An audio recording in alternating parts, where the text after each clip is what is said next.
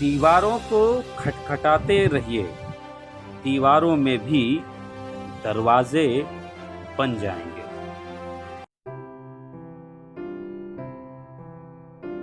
विश्व की सबसे बड़ी परीक्षा यूपीएससी की मानी जाती है। गांव शहर के लाखों अभ्यर्थी कड़ी मेहनत कर इस परीक्षा में अपना भाग्य आजमाते हैं। दोस्तों, जैसा कि आप जानते हैं कि हम आपको हमेशा ऐसे हीरोज से मैंने अनुभव से सीखा है।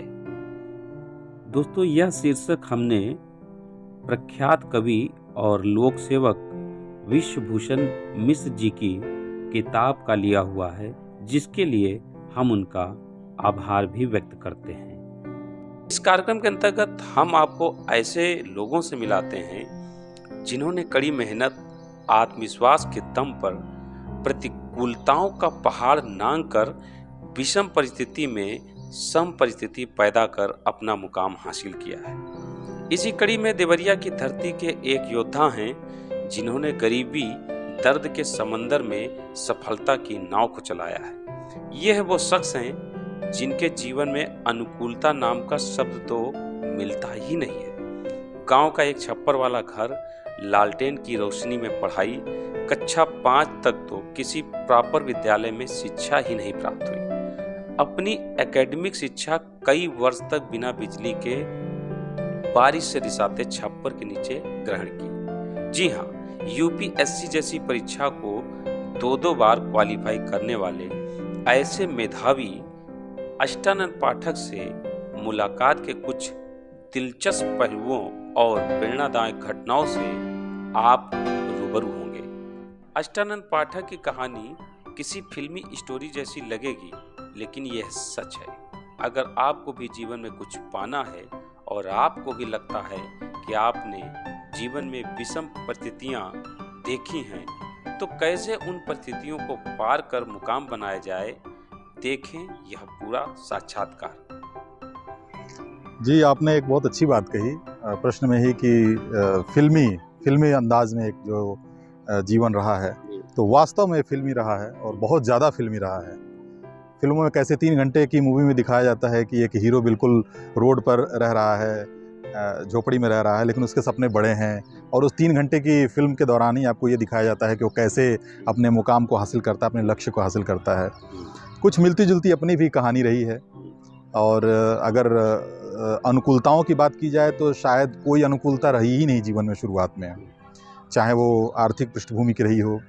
आर्थिक पृष्ठभूमि बहुत संघर्षशील रही है और लगभग 15-18 वर्षों का समय तो ऐसा रहा है जो बिल्कुल एक छप्पर के घर में, मैं कह सकता हूँ कि पूरी मेरी पढ़ाई ऐसे घर में हुई है जहाँ छप्पर का घर था। और जो लोग गांव देहात के होंगे वो लोग जानते होंगे कि छप्पर के घर को चाहे जितना अच्छा बना लीजिए, वो बरसात के मौसम में टपकता जरूर है, कहीं ना कहीं छेद निकल आएगा और उसमें बारिश जरूर होगी तो पानी जरूर आएगा घर में।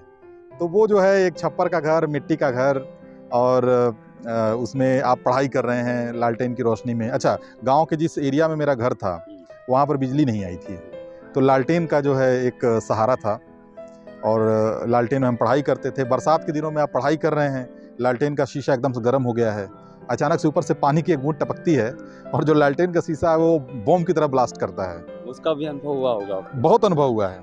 और तो ये सारी चीज़ें, एक घर पे जो है कोई ऐसी बैकग्राउंड नहीं, परिवार में कोई ऐसा माहौल नहीं जिसमें कि आपको कोई बड़ा ऐसा सपोर्ट मिले, कोई बड़ा गाइडेंस मिले, ऐसा कुछ भी नहीं था। लेकिन एक चीज़ मैं कहूँगा, अनुकूलता जो कही है आपने, कही कि अनुकूलता की बात, अनुकूलता में एक चीज़ की बात करूँगा और वो शायद मेरा वही थीम, ध्येय वाक्य है। अनुकूलता बाहर की भले आपके साथ न हो, लेकिन मन में, विचारों के लेवल पे हमेशा आपको अनुकूलता अपने खुद से बना के रखनी पड़ती है। पॉजिटिव सोच अंदर रखनी पड़ेगी। विचारों के लेवल पे आपको कभी नेगेटिव होना ही नहीं चाहिए। तो ये बहुत बड़ी बात है, क्योंकि मैंने अब ये देखा है, अपने अनुभव से ये सीखा है कि बाहर के जो रिज़ल्ट होते हैं, आप किस परिस्थिति में रह रहे हैं, किस बैकग्राउंड से आते हैं, आपकी स्कूलिंग अच्छी है कि नहीं है, तमाम चीज़ें लास्ट में जा कर के सेकेंडरी हो जाती हैं। प्राइमरी जो चीज़ हो जाती है आपकी सफलता के लिए, वो ये होती है कि आपकी सोच कैसी है। आप अपने बारे में, अगर आपके बारे में आपकी सोच अगर अच्छी है, तो फिर आपकी सफलता को कोई रोक नहीं सकता है। अनुकूलता तो इसके अलावा और कुछ भी नहीं रही है। और बहुत ही प्रतिकूल स्थिति में पढ़ाई रही है। कभी पूरी पढ़ाई के दौरान हमने बिजली के बल्ब और उसकी रोशनी नहीं देख पाया मैं, मुझे लगता था ये कि लगभग कितना समय चला न बिजली का बल्ब ना हो और लालटेन में पढ़ना मेरी रहे? पूरी पढ़ाई, मेरी पूरी एकेडमिक जो शिक्षा हुई है, केवल एक मैं एमएड को अगर छोड़ दूं, मास्टर ऑफ एजुकेशन जो मैंने किया था, उसके अलावा सारी पढ़ाई मेरी लालटेन की रोशनी में हुई है। और एक ये सपना था कि काश वो इलेक्ट्रिक बल्ब होता और हम स्विच दबाते और बल्ब जलता और उसकी रोशनी में पढ़ाई करते। एक बड़ा वो एक अंदर एक तड़प सी रहती। एक आपकी जो शिक्षा दीक्षा पूरी की पूरी लालटेन में हुई, और कुछ जानकारी हमें ये भी मिली थी कि आपकी कक्षा 5 तक की जो शिक्षा है वो तो हुई ही नहीं। आपने बहुत रोचक सवाल किया है। असल में ये जो कक्षा 5 तक की शिक्षा की जो बात आपने कही है, इसमें हुआ यूं कि जब सिविल सेवा की ट्रेनिंग में आप जाते हैं, सिविल सर्विसेज एग्ज़ाम पास करने के बाद जब ट्रेनिंग में जाते हैं, तो उसमें पहले दिन इंट्रोडक्शन होता है कि आप कहाँ से, अपने बारे में बताइए, आप कहाँ से आते हैं, आपकी स्कूलिंग कहाँ से हुई है, आपके क्या विषय थे। तो ये जब परिचय हमारे फाउंडेशन कोर्स में जब ट्रेनिंग सेंटर में हो रहा था, तो उसमें लोगों ने अपना अपना परिचय लोग दे रहे थे, और निश्चित रूप से ज़्यादा संख्या तो अच्छे घरों के लोगों की होती है। हाँ, वो तो जाहिर सी बात है। अब उसमें कोई अपना बता रहा था कि मेरी स्कूलिंग शेरवुड स्कूल से हुई है, कोई सेंट फ्रांसिस से हुई है, या जो भी ये सेंट जितने भी मॉडर्न स्कूल हैं, मिशनरी, इन सारे विद्यालयों से हुई है। अब जब मुझे लगा कि जब मेरा नंबर जैसे जैसे आ रहा था, मैं सच बताऊं तो मेरा दिल बैठा जा रहा था। मुझे ये लग रहा था कि मैंने 5वीं की पढ़ाई तो अपने गांव में, हमारे घर के पीछे एक छोटा सा विद्यालय था जो गांव के ही एक व्यक्ति ने खोला हुआ था। तो हम तो मतलब कोई ऐसे कंटिन्यू विद्यालय नहीं था? नहीं, ऐसा कोई वो नहीं था। अब आप विद्यालय का ये था कि कक्षा 5वीं में बोर्ड की परीक्षा होती थी, उस समय 5वीं में बोर्ड की परीक्षा होती थी। हमारे तो विद्यालय की मान्यता ही नहीं थी। तो 5वीं की जब परीक्षा हुई तो ये संकट आ गया कि आपको जो है आप कहाँ से एग्ज़ाम देंगे, कहाँ से फॉर्म भरेंगे। तो फिर उसको तलाशा जाने लगा, कहाँ से फॉर्म भरेंगे, कहाँ से एग्ज़ाम देंगे, 5वीं का बोर्ड कहाँ देंगे, क्योंकि आपका तो कुछ रिकॉग्नाइज्ड है ही नहीं स्कूल सिस्टम। तो फिर हमने जा करके हमारे यहाँ एक उधर हमारे क्षेत्र में जो बेसिक हरिजन प्राइमरी पाठशाला होती है, पाठशालाएँ बहुत सारी हैं गाँव में, तो बेसिक हरिजन प्राइमरी पाठशाला रामपुर कारखाना, उस विद्यालय को मैंने कभी देखा भी नहीं था। और वहाँ से हम लोग का फॉर्म भरा गया। फिर जा कर के हमारा जो है वो 5वीं का हमने एग्ज़ाम दिया और वो 5वीं का हमें सर्टिफिकेट मिला। तो उस ट्रेनिंग सेंटर में मेरा जो नंबर पास आता गया उस इंट्रोडक्शन के दौरान, तो मुझे समझ में नहीं आया कि मैं क्या बताऊं कि अगर स्कूलिंग का मतलब होता है सेंट फ्रांसिस, अगर स्कूलिंग का मतलब शेरवुड होता है, अगर अच्छे अच्छे विद्या मंदिर, बहुत अच्छे अच्छे स्कूल्स होते हैं, तो मैं बताऊंगा क्या, और अगर मैं बताऊं तो क्या यहाँ लोग समझ पाएंगे कि बेसिक हरिजन प्राइमरी पाठशाला रामपुर कारखाना। तो ये एक बड़ी वो बात रही, बड़ी अजीब सी बात रही। तो इसको अब क्या ही कहेंगे। अब स्कूलिंग में इतनी विषमता है भारत में, एक बड़ी समस्या है। एक बच्चा इतने अच्छे स्कूलों में पढ़ रहा है और बचपन से ही, शुरू से ही अंग्रेजी मीडियम से पढ़ रहा है। एक बच्चा गांव में जा कर के वो 6ठी क्लास से ABCD सीख रहा है, और सवाल ये है कि जब वो बड़ा होता है तो वो उनको एक कॉमन प्लेटफॉर्म पे जा कर के लड़ना होता है। तो ये विसंगति है। लेकिन अब सवाल ये है कि वो विसंगति है तो विसंगति का करें क्या, या तो विसंगति का रोना रोते रहें और हम मान लें कि भाई हमारी किस्मत ख़राब है, तो हम बड़े लक्ष्य ना सोचें, लेकिन सोचने पर तो कोई पाबंदी है नहीं। तो इन सारी विषमताओं के बावजूद अगर आपके सपने बड़े हैं तो मेरा मानना है कि रास्ता ज़रूर बनता है, चाहे जो भी विषमता हो। अच्छा, एक चीज़ और बताइए कि वो जो समय गांव का क्षेत्र, कोई सुविधा नहीं है, लालटेन में आप पढ़ रहे हैं, तो उस दरमियान क्या केवल पढ़ते ही रहते थे कि और भी गांव के जो विभिन्न सारे काम भी होते हैं? क्योंकि आपकी जो स्थिति आपने बताई उस हिसाब से और बहुत सारे काम होते थे, तो केवल पढ़ाई ही चलती थी, कुछ और भी चलता था? देखिए, गांव में रहने वाला कोई भी छात्र जो लोअर मिडिल क्लास का है, पुअर बैकग्राउंड से है, ऐसा उसके साथ हो ही नहीं सकता कि वो केवल पढ़ाई कर रहा हो। आप अगर गांव में हैं, गांव के बैकग्राउंड से हैं, तो आपको निश्चित रूप से खेती के कामों में भी हाथ बटाना होता है। आपके घर में पशुपालन हो रहा है, गाय पालन हो रही है, तो आपको गौ सेवा भी करनी है। आज भी मुझे लगता है कि मेरी गौ सेवा में बहुत एक्सपर्टीज़ है। हाँ, और गौ सेवा तो हमारी दिनचर्या में हमेशा से शामिल रहा है। सुबह जो है गाय की, हम लोग जहाँ गाय रात को बंधती है उसको हम लोग घारी बोलते हैं। अलग अलग जगहों पे अलग अलग तो गाय की घाड़ी से जो है गोबर उठाना, गोबर उठा करके उसको ले जा करके जहाँ हम लोग उसको रखते हैं उसको घूरा बोलते हैं, घूरे पर डालना, उसकी सफाई करना, गाय को खिलाना, गाय को नहलाना धुलाना, उसको नीम के तेल की मालिश करना ताकि उसको मच्छर ना लगें। ये सारी चीज़ें करने के बाद से फिर आप पढ़ाई करते हैं। और उसके बाद फिर शाम का रूटीन जो होता है वो फिर आपको खेत से, हमारे यहाँ जैसे बरसीम बोई जाती है, बजरा बोया जाता है, वो आपको ला करके करना होता है। खेती के काम, गन्ना छीला जा रहा है तो गन्ने की लदाई आपको करनी होती है। तो पढ़ाई का समय तो आपको उसमें से निकालना पड़ता है उन सारी चीज़ों के साथ। अच्छा, अष्टानंद जी ने बताया कि माँ को बरसात में आए पानी को हाथों से उलझते देखकर परिस्थिति को बदलने के लिए एक संकल्प ले लिया और इतनी बड़ी परीक्षा को पास करके दिखाया। ये तो सिर्फ और सिर्फ परिस्थितिगत थी। मैं जिस दुर्गति में रहता था, मुझे लगता था कि ऐसा कैसे हो सकता है कि कोई बिजली की रोशनी पड़ता है, मैं लालटेन की रोशनी पड़ता हूँ। सबके जो है पक्के घर होते हैं, मैं छप्पर के घर में रहता हूँ। मैं बरसात के मौसम में सबसे बड़ी दिक्कत ये हो जाती थी कि बरसात के मौसम में हमारे घर में तो मिट्टी का चूल्हा था, वो भीग जाता था, वो चूल्हा भीग जाता था, फिर वो भोजन बनाने की समस्या हो जाती थी। लकड़ियाँ रखी रहती थी, लकड़ियाँ गीली हो जाती थी। तो जब इस तरह का संघर्ष किसी के जीवन में, ये संघर्ष आपको जब महसूस होता है तो आपको मन में आता है कि इस परिस्थिति को मैं कैसे बदल सकता हूँ, कुछ बनना। हाँ, हमारे पिताजी के ऊपर जो है दुनिया भर के कर्जे आ गए थे। आप पढ़ाई कर रहे हैं बैठ करके अपने छप्पर में, और तब तक कोई जो है वसूली करने आ गया कि भाई आप जो है हमारा पैसा कब वापस करेंगे। अब आप सोच सकते हैं कि किसी बच्चे के मन पे जो अपने पिता को सम्मान की नज़र से देखता है, पिता उसके लिए उसने कर्ज लिया हुआ है और आपके सामने ही उसकी वसूली के लिए आया, और पिता का वो लाचार चेहरा, पिता जो है कैसे बहाने कर रहा है कि अच्छा अगले महीने दे देंगे, अच्छा गन्ना का पर्ची भजेगा, जब पैसा आएगा तो दे देंगे। तो ये मन में एक रिवोल्ट था, एक बगावत थी मेरे मन में कि ये स्थिति को कैसे बदला जा सकता है। सिर्फ आर्थिक नहीं, सामाजिक स्थिति भी। अच्छा, आपकी सामाजिक स्थिति आपकी आर्थिक स्थिति से ही तय होती है। आर्थिक स्थिति खराब है तो सामाजिक स्थिति अपने आप डाउन हो जाती है। तो ये सम्मान कैसे प्राप्त कराएं, अपने पिता को कैसे सम्मान दिलाएं, अपनी स्थिति को कैसे ठीक करें। मेरी जनरेशन भी क्या मेरी ही तरह झोपड़ी में रहेगी? मेरी जनरेशन भी क्या ऐसे ही कभी अच्छे स्कूल्स में एडमिशन नहीं पाएगी? तो ये जो मेरे मन में ये जो चीज़ आई, ये एक परिस्थितिवश आई। मैंने ये पता किया कि ऐसा क्या किया जा सकता है जिससे कि एक सम्मान भी अर्जित हो, हमारी आर्थिक स्थिति भी अच्छी हो, सामाजिक स्थिति भी बढ़े। तो मुझे पता चला कि अब हम लोग जिस बैकग्राउंड से हैं, हम पॉलिटिशियन बन नहीं सकते, हम कोई बिजनेस करने के लिए भी पूंजी चाहिए। तो जब मुझे बताया गया कि भारत में एक ऐसा एग्ज़ाम है जिसमें ना किसी सिफारिश की ज़रूरत पड़ती है, परीक्षा बहुत कठिन है, भारत नहीं दुनिया की सबसे कठिन परीक्षा है, लेकिन उसमें कोई सिफारिश नहीं चलती है, तो हमारे लिए दूसरा कोई विकल्प ही नहीं है।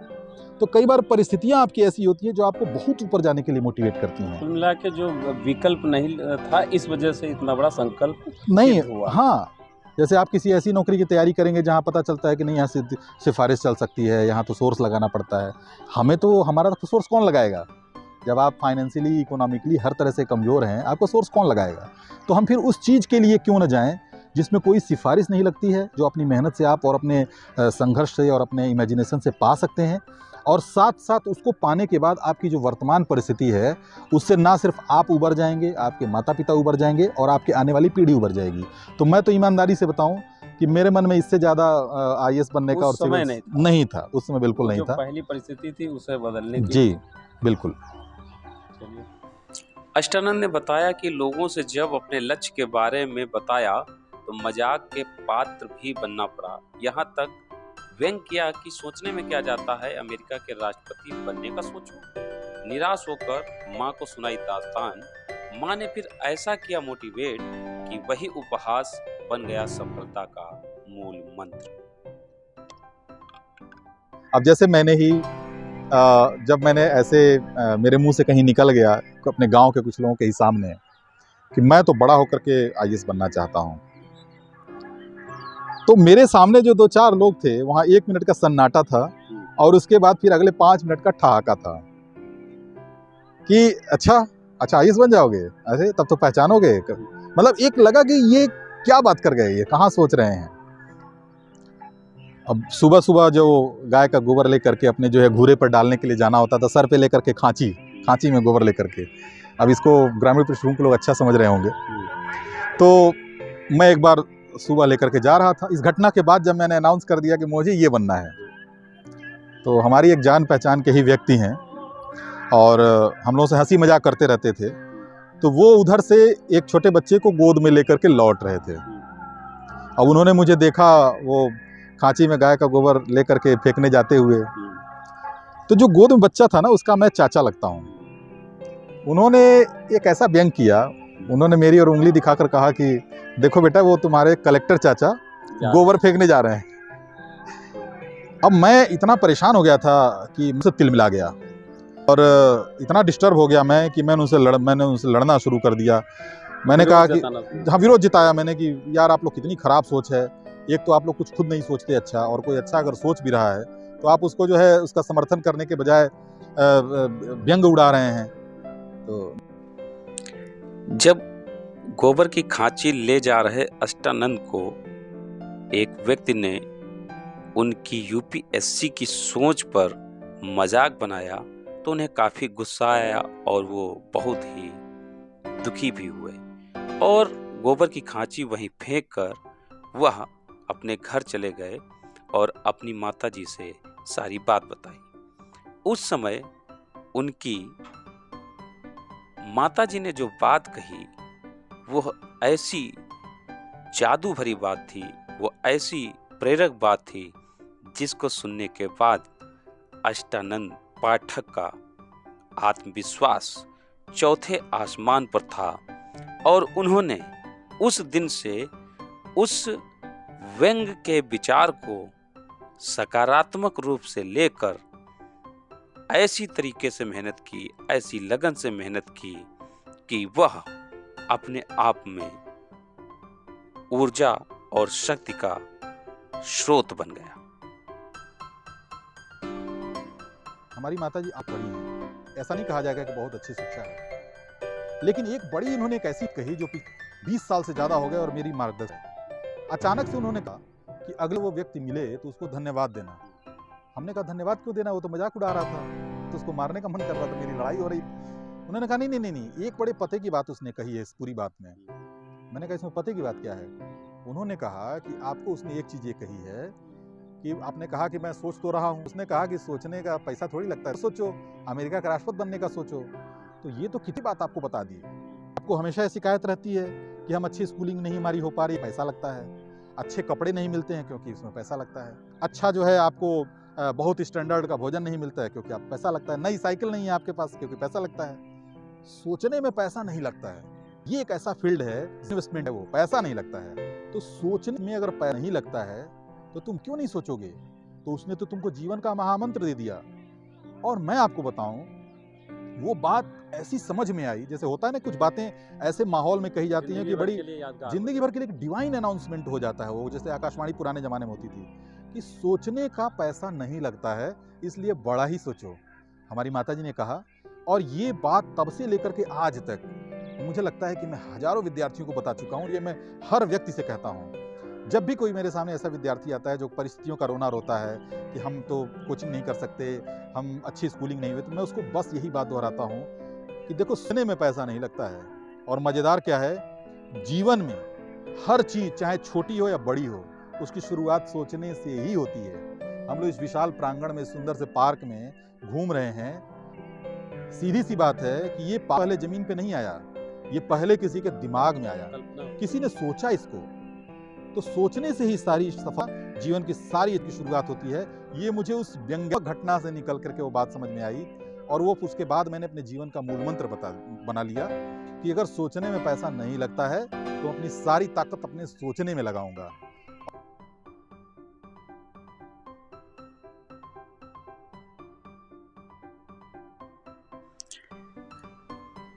साक्षात्कार के दौरान अष्टानंद जी से एक सवाल पूछा गया जिसमें कि पता चला कि वो किसी से हाथ नहीं मिलाते थे। एक समय था कि वो किसी से हाथ नहीं मिलाते थे। तो इसकी वजह जानने की जब कोशिश की गई तो उन्होंने इतनी मर्म स्पर्शी बात बताई जिसको सुनकर शायद आपको भी एक गरीब की परिस्थिति का अंदाज हो जाएगा। कोई व्यक्ति गांव में रहता है और वह सुबह शाम दोनों में अगर गाय पशुपालन का काम करता है, हमारे उसको कहते हैं गोबर गोथार का काम करना है। गोबर गोथार कहा जाता है कि वो गाय की घाड़ी साफ करता है, गाय का गोबर साफ करता है, गाय को नहलाता धुलाता है। तो उसके हाथ में बीमारियाँ फट जाती हैं निश्चित रूप से। वो हाथ में जो है, जो ये रेखाएं इसके अंदर जो है ये फट जाती है। कभी कभी फरवरी मार्च में जब पछुआ चलता है तो इसमें से ब्लीडिंग भी होती है, और ये सारी चीज़ें हमारे साथ थी। और अगर आप दोनों टाइम गाय का गोबर का काम कर रहे हैं तो चाहे आप दुनिया के जिस सोप से, जिस डिटर्जेंट से अपना हाथ धो लीजिए, आपके हाथ से वो गोबर की स्मेल जाएगी नहीं।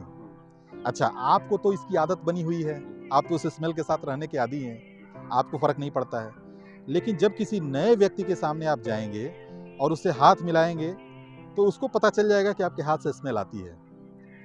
अब ये मेरे अंदर एक भावना थी कि मैं अपना हाथ महकता हूँ तो मुझे हमेशा स्मेल आती है। खाना खाने को मैं अपना जो है बाइट मुंह के पास ले जाता हूँ तो मुझे स्मेल आती है। मैं इस संकोच के मारे पूरे स्कूल के टाइम में और कॉलेज के टाइम में किसी से हाथ इसलिए नहीं मिलाता था कि मुझे लगता था कि मैं उससे हाथ मिलाऊंगा और हाथ मिलाने के बाद वो अपना हाथ स्मेल करेगा कि इनके हाथ से इतनी खराब स्मेल कहाँ से आ रही है। इस संकोचवश मैं किसी से हाथ नहीं मिलाता था।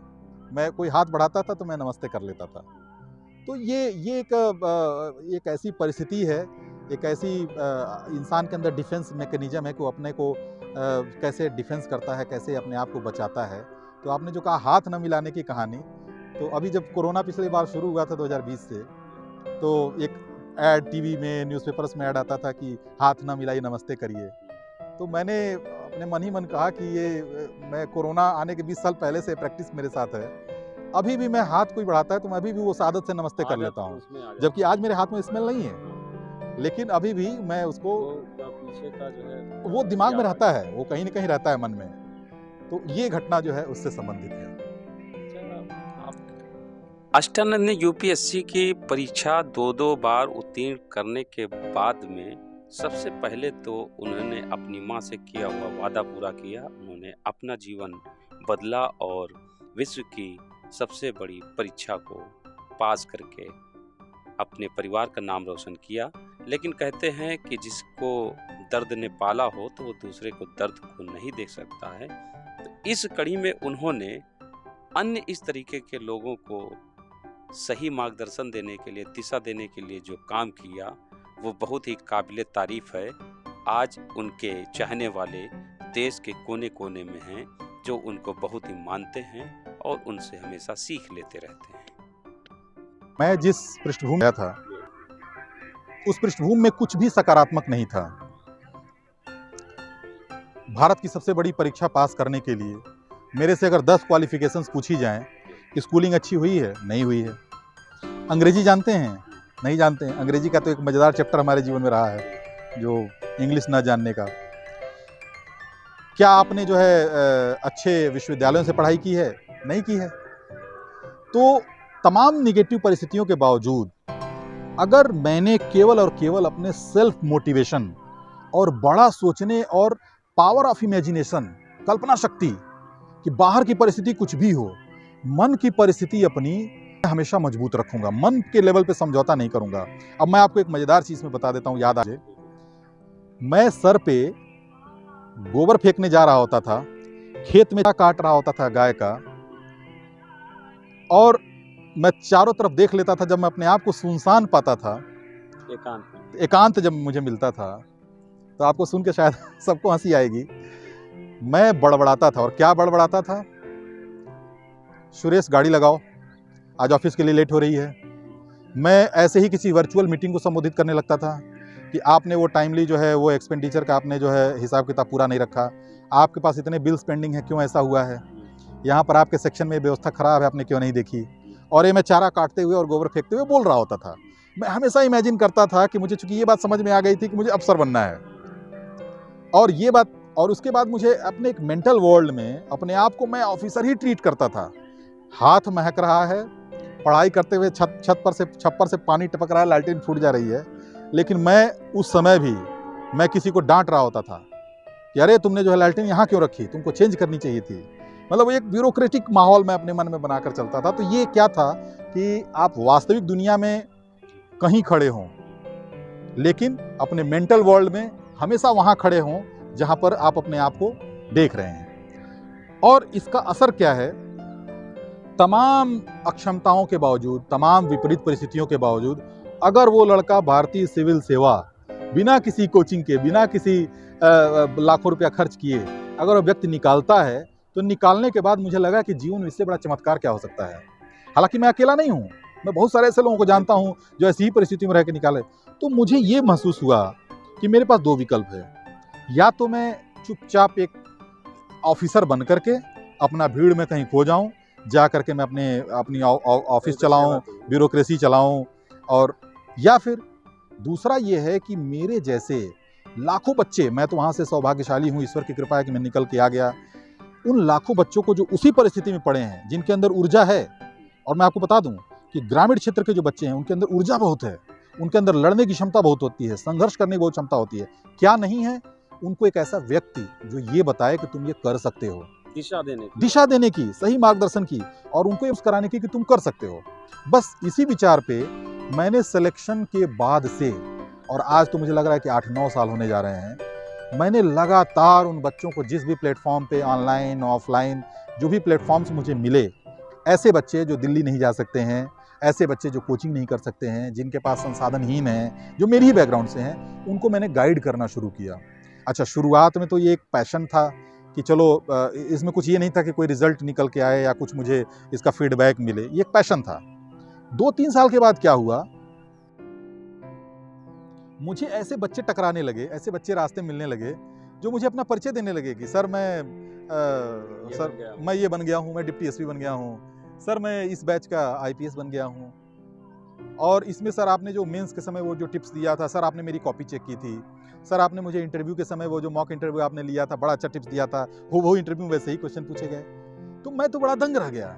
मैंने कहा, मतलब अगर 1% भी वो मुझे क्रेडिट दे रहा है, तो आप सोच सकते हैं, कल्पना कर सकते हैं कि ये किसी व्यक्ति के लिए, मेरे जैसे बैकग्राउंड के व्यक्ति के लिए कितनी बड़ी बात है कि आप बने तो बने। अगर कोई व्यक्ति बन रहा है और एक नाम भी आपका ले रहा है, उसके बाद फिर मुझे तो इसका पैशन सवार हो गया, और मैं फिर जहां भी मुझे मौका मिला, और ये सिलसिला आज तक जारी है, यहां तक जारी है कि मेरे कार्यालय की दीवार के बाहर मुझे अध्यापक के तौर पे ही लोग ज्यादा जानते हैं, अध्यापक और मोटिवेटर। इस मामले में कहीं ना कहीं आपकी आइडेंटिटी आपको कंफ्यूज कर देती होगी कि वास्तव में हम एक शानदार टीचर मोटिवेटर हैं या एक, ये वास्तव में इस आइडेंटिटी के इस कंफ्यूजन से मैं जूझ रहा हूँ। मेरी ऑफिसर की पहचान छोटी सी है, और मेरे जो है एक अध्यापक होने की, एक पढ़ाने वाले की, मोटिवेटर का जो भूमिका है, उससे कई गुना बड़ी है। अभी यहाँ पर अगर मुझे कोई युवक अगर मिलेगा, कोई यूथ अगर मिलेगा, वह निश्चित रूप से मुझे एज ए टीचर ही मिलेगा। वो इसलिए नहीं मिलेगा कि मैं करूँ या मैं किस में हूँ, जे ग्रेड में हूँ, किस पद पे हूँ, ऐसा कुछ नहीं है। तो ये एक बड़ा मोटिवेशन है कि अपने उन जिस परिस्थिति से आप निकल के आए, उस परिस्थिति में पड़े हुए लोगों को मोटिवेट करना, और उनको भी उस परिस्थिति में पहुँचने में हेल्प करना, और इससे बड़ी संतुष्टि का कोई कार्य हो ही नहीं सकता। तो एक बड़ा एक संतुष्टि वाला यह कार्य है मेरे लिए, इसलिए रोज़ मुझे ऊर्जा देता है। और जब भी कोई परीक्षाओं का परिणाम आता है और मुझे कोई बच्चा फ़ोन करता है और कहता है कि सर मेरा इसमें सिलेक्शन हो गया, और फिर वो बाद में आपको अगर क्रेडिट देता है, तो मैं बता रहा हूँ कि उससे जीवन में उससे बड़ा अपने रिजल्ट की भी उतनी प्रसन्नता नहीं होती जितनी कि उस रिजल्ट की होती है। मिला के आप चेंज मेकर हो चुके हैं। अब पता नहीं मैं चेंज मेकर हूँ या नहीं हूँ, लेकिन इस काम को करने में संतुष्टि बहुत है। मेरे पिताजी ने गांव में एक साधारण से अध्यापक थे। उन्होंने जीवन में जितना संघर्ष किया, लेकिन उस संघर्ष में कभी भी हमारी चीज़ों से कंप्रोमाइज़ नहीं होने दिया। अगर उनके ऊपर 100 रुपये का कर्जा है और वह 100 रुपये किसी को कर्जा चुकाने जा रहे हैं, और मुझे 100 रुपये की ज़रूरत पड़ गई, तो वो 100 रुपया वो निकाल करके मुझे दे दिया करते थे। कभी उन्होंने महसूस नहीं होने दिया कि उनके जीवन में कितना संघर्ष है। ये हम उनको देख करके, उनकी बॉडी लैंग्वेज से, उनकी परिस्थितियों को देख करके, और हम उसको महसूस करते थे। उन्होंने कभी हमसे नहीं कहा कि तुम सपने मत देखो, अच्छा तुम यहाँ पढ़ने मत जाओ, तुम ये मत करो क्योंकि मैं आर्थिक रूप से मेरी हैसियत नहीं है। हम जब तैयारी करने का जब हमने मन बनाया, तो मैंने उनसे उससे कहा कि क्या तैयारी करूँ इसकी। उन्होंने कहा कि बिना किसी संदेह के करिए, और अगर आपकी तैयारी के दौरान मुझे अपने आप को खड़ा होकर के मुझे अपने को बेच भी देना पड़ा, तो मैं खुद को बेचूंगा, लेकिन आप अपनी तैयारी करेंगे। तो उस पृष्ठभूमि से मुझे याद है कि हम लोग जब बरसात के दिनों में रात को बारिश होती थी, उनका पूरा जो खटिया था, चारपाई, वो चारों तरफ से बिस्तर भीग जाता था वो छत टपकने से, छप्पर, और उसको वो मोड़ करके उस पर चुपचाप बैठे रहते थे। और रात को जब तेज में जब बिजली चमकती थी, उसकी रोशनी में मुझे वो बैठ करके भीगे हुए कांपते हुए दिखते थे। लेकिन उस परिस्थितियों के बावजूद उन्होंने हमेशा ये कहा कि आपको अपने बड़ा सोचना चाहिए और उसके लिए प्रयास करना चाहिए। मेरे संघर्ष मेरे हैं, लेकिन किस्मत बदल सकती है। हमारी माता जी, जिनका अभी मैंने आपको एक उदाहरण दिया कि जीवन का सबसे बड़ा महामंत्र कि सोचने पे कोई पाबंदी नहीं, इसलिए बड़ा सोचो। तो मुझे लगता है कि मैंने तो बस, उन्होंने कर्म उनके थे, संघर्ष उनका था, मैंने तो उनकी बोई हुई बस फसल काट ली है। मैं तो केवल एक माध्यम बना हूँ, माता पिता की बोई हुई फसल मैंने काटी है। आपका एक और फोटो वायरल हुआ था जिसमें आप अपनी माताजी के साथ फ्लाइट में थे। जी। और जहाँ तक हमने उस फोटो के माध्यम से बातें पता लगाई थी, तो जी। उसके पीछे भी एक बड़ी कहानी है। अब ये जो प्रश्न किया है, ये जो फोटो वायरल हुई थी उसके बारे में अकेले में बैठ के मैंने एक लंबा एक पोस्ट लिख दिया, लेकिन इसको बता पाना बड़ा कठिन है। मतलब ये इतनी भावनात्मक ये सवाल है और इतना भावनात्मक उसके पीछे एक बैकग्राउंड है कि उसको बता पाने, मतलब फिर भी मैं कोशिश करूँगा। फिर भी थोड़ा बहुत। जी ज़रूर ज़रूर। दरअसल क्या है कि जो मैं आपको शुरुआत में बता रहा था, जो आपने फिल्मी कहानी से बात कही थी, ये भी आपको फिल्मी कहानी जैसी ही लगेगी। जब हमारा छप्पर का घर था, बरसात के मौसम में पानी बाहर जाने के बजाय हमारे घर में पानी तेज़ी से आता था। जहाँ पर खाना बनाने का सामान है, चूल्हा मिट्टी का, वहाँ भी पानी पहुँचता था। अब वो मिट्टी के पानी पे चूल्हे पे पानी पहुँच जाएगा तो मिट्टी का चूल्हा गल जाएगा, ख़राब हो जाएगा। तो बरसात जब तेज़ होती थी और तेज़ी से घर के अंदर जब पानी आना शुरू होता था, तो हमारी माताजी का एक काम था कि वो कोई कटोरा या कोई थाली ले करके, और वो पानी जितनी स्पीड से अंदर आता था उतनी ही स्पीड से उसको बाहर फेंकती थी। हमारे यहाँ भोजपुरी में उसको कहते हैं उदाहना, पानी उदाहना। तो वो पानी को बाहर उदाहती थी, बाहर निकालती थी। जब और तेज़ बारिश हो जाती थी तो उसके बाद वो कटोरा और थाली छोड़ करके अपने हाथ से ही उसको करने लगती थी। अब पूरे बरसात भर अगर आप लगातार ऐसे आपका हाथ अगर घिस रहा है मिट्टी में, तो आपके हाथ की पूरी स्किन यहाँ की गल जाती है, वो घिस जाती है। जैसे कि कोई घाव लगा हो, कोई कट लग जाएगा। कभी उसमें शीशे के टुकड़े भी आ गए, निकल ही जाती है, स्किन निकल जाती है। एक बार बहुत तेज बारिश हो रही थी और जब पानी उनके तमाम मेहनत के बावजूद, उदाहने के बावजूद भी घर में तेजी से बाहर आता, तो मेरी माताजी थोड़ा सा भावुक हो गई और बहुत रोने लगी फूट फूट करके। और मैं वहीं खड़ा था।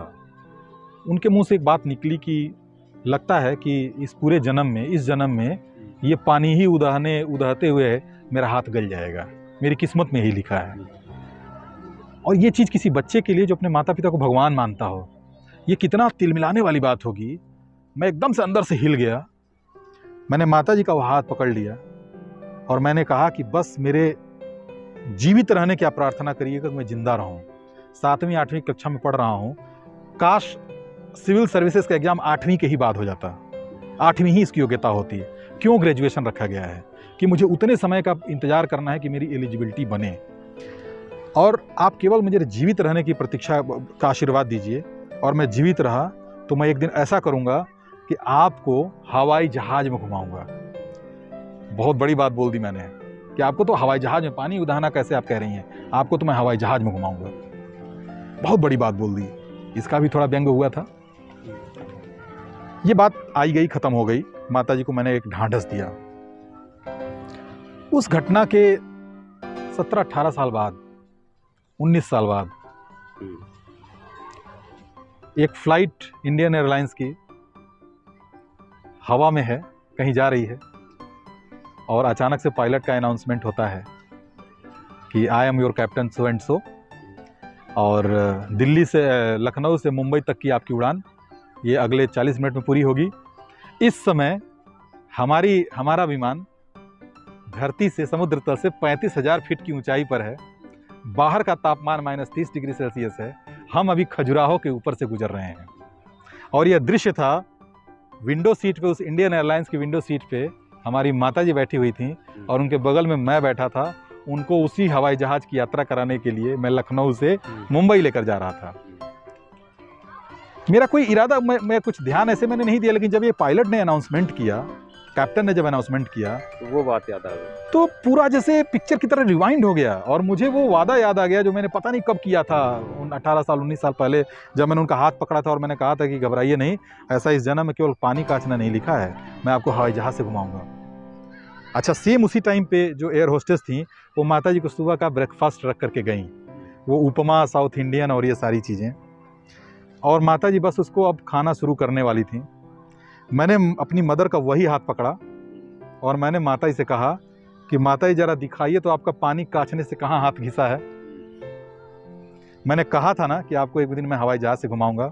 आप इस समय 35,000 फीट की ऊंचाई पर इंडियन एयरलाइंस की जहाज में हैं और आपको नीचे खजुराहो दिख रहा है। जो आपने वादा किया था वो वादा किया था। और ये कहते कहते फ्लाइट में मैं भी रोने लगा और माता जी भी खिड़की से बाहर मुंह उधर करके, चेहरा उधर कन्वर्ट कर लिया और वो भी रोने लगी। बगल की सीट पर कोई और भी बैठा था हमारे परिवार का, तो उन्होंने एक फ़ोटो खींची थी इसकी। मैंने बहुत समय बाद उस फोटो को लगा करके और मैंने उस फोटो पे एक पोस्ट लिखी थी। वो पूरी कहानी हाँ, याद आ गई होगी। मैं इस प्रयास के तहत कि जो मेरे बैकग्राउंड से लोग हैं या मेरे से ही पिछड़े बैकग्राउंड के लोग हैं, उनको एक ऊर्जा देने के लिए, उनको ये बताने के लिए कि ज़िंदगी कैसे बदलती है। तो ये एक बड़ा एक भावुक सवाल था और इस पोस्ट के पीछे की यही कहानी है। कुछ समय पहले अष्टानंद जी की एक फोटो वायरल हुई थी जिसमें वो भगवान के सामने पूजा कर रहे थे, लेकिन उस तस्वीर में ध्यान से देखने पे ये पता चल रहा था कि वह पूजा अपनी माता जी की कर रहे थे।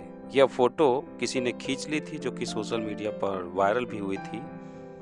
इस संबंध में जब उनसे पूछा गया कि आखिर ये क्या है, तो उन्होंने जवाब दिया कि हमारे माता पिता ने हमको जो मोटिवेशन, जो प्रेरणा, जो शक्ति दी है, तो मुझे अपने ही माता पिता में भगवान दिखते हैं, ईश्वर दिखते हैं, जिस कारण से सबसे पहले हम उनको पूजते हैं, उनको नमन करते हैं और वही हमारे भगवान हैं। मेरे लिए जो व्यक्ति चट्टान बन करके मेरे सामने खड़ा रहा, मेरी माताजी जो तमाम संघर्षों के बावजूद बरसात के पानी में भीग करके खाना बनाना, उसमें बच्चों को कैसे खिला दूं, 2 रोटी बच्चे पढ़ाई करें, जिस महिला ने जो है अपने जो भी अपने बच्चे खुचे जेवर थे वो गहने बेच दिए बच्चों की पढ़ाई में, अब मैं किस भगवान को ढूंढने जाऊंगा? मेरे तो भगवान वही हैं। तो वो जो आप फोटो कह रहे हैं, मेरी एक आदत है कि जैसे माता जी की इच्छा होती है कि मैं किसी तीर्थ स्थान पे जाऊं, वैष्णो देवी जाऊं, मैं कहीं रामेश्वरम जाऊं, मैं क्षमा चाहते हुए कह सकता हूं कि मुझे असल में वैष्णो देवी भी मैं जाता हूं उनको लेकर के, तो मैं उनके लिए जाता हूं क्योंकि माता जी का मन है, माता जी की आस्था है। बिल्कुल। और जब हमारी माता जी वैष्णो देवी को सर झुका रही होती हैं, तो मैं सेम उसी टाइम पे अपने माता जी का मत्था टेक रहा होता हूँ। अगर माता जी किसी मंदिर में जाती हैं और वो सामने हनुमान जी को अगरबत्ती दिखा रही हैं, तो मैं एक अगरबत्ती जला करके मैं माता जी को दिखा रहा होता हूँ। जी, वही फोटो। तो मुझे लगता है कि जब तक मेरे माता पिता हैं, शरीर के साथ इस संसार में हैं, शायद मैं मतलब किसी देवता को, जैसे उस देवता को कि ये हनुमान जी हैं, विष्णु जी हैं, मुझे लगता है कि सारे देवता मेरे माता पिता में ही हैं। और ये बात इस बात को मैं जीता हूँ। और जो आपने कहा कि वो श्रवण कुमार वाली भूमिका, तो मैं अपने माता जी को लेकर के त्र्यंबकेश्वर गया था। उनकी बड़ी इच्छा थी त्र्यंबकेश्वर देखने की, नासिक। तो त्र्यंबकेश्वर के दर्शन के बाद ऊपर एक आश्रम है, अब मैं आश्रम का नाम मुझे नहीं ध्यान आता है, वहाँ से एक धारा निकलती है जिसको कहते हैं कि वो छोटी गंगा धारा है, काफ़ी ऊंचाई पर है। मेरे माता जी को घुटनों की प्रॉब्लम है, तो उन्होंने कहा कि काश मैं वहाँ तक जा सकती, लेकिन मेरे पैर में दिक्कत है। मैंने कहा अगर आपको जाने का मन है तो मैं ज़रूर ले चलूँगा। तो मुझे पता चला कि वहाँ से जो है वो डोली जो होती है, बैम्बू लगा होता है और नीचे डोली रहते हैं उसमें, तो वहाँ पर वो लोग एक्सपर्ट होते हैं, प्रोफेशनल होते हैं, जो यही काम करते हैं, डोली से चढ़ाते हैं, उतारते हैं। जब मैं आगे आगे चलने लगा और वो डोली में माता जी को बिठा कर लोग चलने लगे, तो अचानक से मैंने पीछे मुड़ के देखा, बड़ा सुंदर दृश्य मुझे दिखा कि मेरी माता जी डोली में बैठी हैं और आगे पीछे 2 लोग डंडा लेकर के और वो उनको लेके चल रहे हैं। तो मुझे लगा कि जीवन में तो मैं कुछ चूक रहा हूँ। ऐसा स्वर्णिम अवसर जो हम पढ़ते थे, सुनते थे श्रवण कुमार के बारे में, चाहे और श्रवण कुमार के बारे में इसलिए नहीं कि कोई आपको बहुत बड़ा उसमें पब्लिसिटी अपनी करनी, नहीं, वो सौभाग्य। मैं तुरंत भाग करके गया, पुण्य, मैं भाग करके गया और जो आगे जो चल रहे थे जो लेकर के, मैंने उनसे कहा कि अगर आपको कोई दिक्कत ना हो तो ये मैं लेके चल रहा हूँ आगे। वो हंसने लगे, बोले बेटा ये जो है ना, ये प्रैक्टिस की बात है, ये वजन से नहीं होता है कि आप बड़े हट्टे कट्टे दिख रहे हैं तो आप उठा ही लेंगे, ये प्रैक्टिस की बात है, आप नहीं कर पाएंगे। उन्हें नहीं पता था कि वो पुराने हाथ जो है खेती वाले खेती वाले हाथ हैं जो एक एक ट्रॉली गन्ना अकेले लादते थे, और दिखते भी हैं। जो 50 केजी का गेहूं का बोरा उठा सकता है। ये जिम वाली बॉडी है, नहीं, जिम वाली बॉडी नहीं है, पूरी तरह से खेतों में देसी बॉडी बॉडी है। तो उन्होंने इस चीज़ को कहा कि आप हट्टे कट्टे दिख रहे हैं लेकिन आप ये प्रैक्टिस की बात है, आप नहीं कर पाएंगे। मैंने कहा मैंने कर दिया, तो मैंने मजाक किया। उन्होंने कहा कि आपको जो है हर 50 कदम चलने का मैं 500 रुपया दूंगा। हमने कहा देखिए अपना आप ये वापस ले लीजिए शर्त, आप शर्त हार जाएंगे फिलहाल। फिर मैंने जो है उनको हटा दिया और मैंने आगे माता जी को लेकर के, और मैं ही लेकर के वहाँ गया। तो वो लोगों ने फ़ोटो खींच ली थी, वो फ़ोटो बड़ी वायरल हो गई। किसी पर्यटक ने खींच लिया था, उसने जो फ़ोटो डाला कि आधुनिक श्रवण कुमार ऐसे। सवाल श्रवण कुमार का नहीं है, सवाल उस मौके का है, उस भाव का है कि एक तो माता जी की इच्छा, तीर्थ स्थान का दर्शन करने जा रही हैं, उसमें उनको डोली से जाने का मान लीजिए मौका मिले और आपको डोली उठाने का मौका मिले। कई जन्मों में एक कॉम्बिनेशन नहीं मिल पाएगा, ये अवसर नहीं मिल पाएगा। तो वो भगवान की साक्षात सेवा का मौका मिला। देखिए मैं तो जीवन तो पूरे आखिरी समय तक आप कुछ ना कुछ सीखते रहते हैं। आपके अभी तक के जो अनुभव हैं वो आगे बदल सकते हैं, लेकिन कुछ ऐसे यूनिवर्सल ट्रूथ हैं, सार्वभौमिक सत्य हैं, जिनको कि मैं स्पेशली विद्यार्थियों को, युवाओं को जरूर कहूँगा।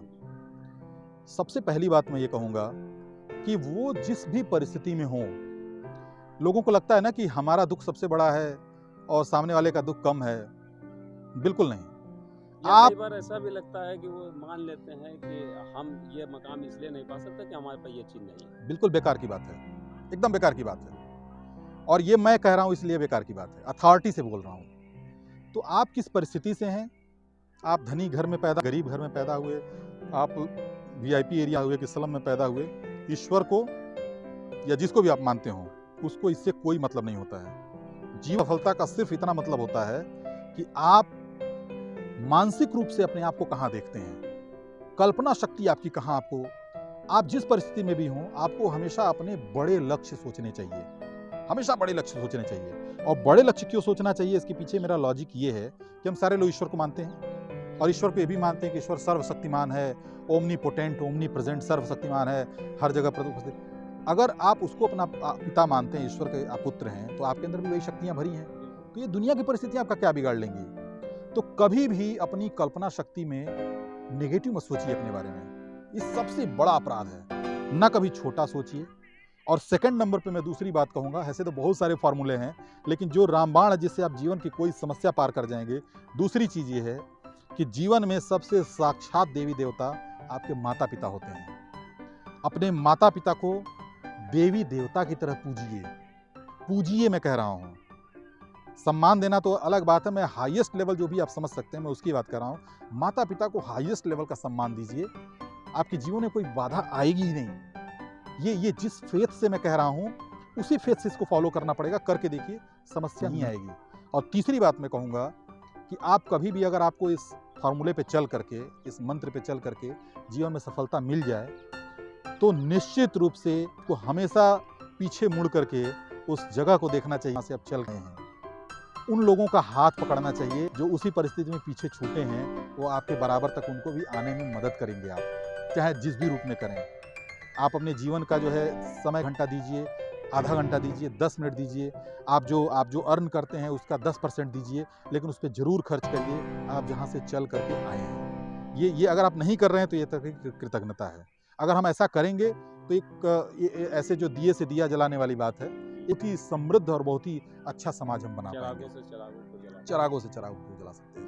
ये आपने आज इतना सारा समय दिया और इतनी दिलचस्प बातें बताई, हमें लगता है हमारे दर्शकों को बहुत पसंद भी आएगी, इससे प्रेरणा भी लेंगे। एक वादे के साथ हम लोग अपनी बातचीत को समाप्त करेंगे, क्योंकि आपकी ज़िंदगी के जो भी हैं, अभी ये इतने से साक्षात्कार में सब कुछ समेट पाना संभव नहीं है। जी। तो उन प्रत्येक पहलुओं पर अलग-अलग आप हम हमेशा जो है समय देते रहेंगे, इस वादे के साथ हम लोग ये आपने मेरे से जो कह रहे हैं, मैं इसमें सबसे पहले तो आपको धन्यवाद ज्ञापन करना चाहूँगा, क्योंकि मैं जो कार्य कर रहा हूँ, जो मैंने आपसे कहा कि बच्चों को मोटिवेट करना, उनको पढ़ाना, ये आप जो कर रहे हैं, मेरे इसी कार्य में आप मदद कर रहे हैं। आपने जो एक कार्य किया है, ये भी एक पुण्य का कार्य है। मेरा कहना ये है कि अगर ये हमारी बातचीत को, हमारे इस वीडियो को 10 छात्र देखते हैं, मान लीजिए 100 छात्र देखते हैं, एक व्यक्ति को भी अगर यह चीज़ टच कर गई, इसमें की बात कोई समझ में आ गई, क्योंकि मैंने जो मंत्र सीखा वो मुझे भी किसी ने बताया, मुझे समझ में आ गई। तो अगर किसी एक व्यक्ति के जीवन में भी परिवर्तन हुआ, तो मैं आपसे भी कह रहा हूँ कि आप भी एक जीवन में बहुत बड़ा पुण्य अर्जित कर रहे होंगे। तो ये तो मेरी रुचि का कार्य है, ये उसी में कुछ नया कर ही नहीं रहा हूँ, ये वो आपने बिल्कुल वही किया है जो कार्य मैं पहले से कर रहा हूँ। तो मैं हमेशा उपलब्ध रहूँगा, और इस तरह के कार्यक्रम करने के लिए मैं आपको बहुत बहुत धन्यवाद देना चाहता हूँ। आपने जिस ऊर्जा से और जितना उत्साह दिखाया है, ये वास्तव मेरे लिए भी बड़े उसकी है, तो मैं आपको भी धन्यवाद ज्ञापित करना चाहता हूँ। धन्यवाद।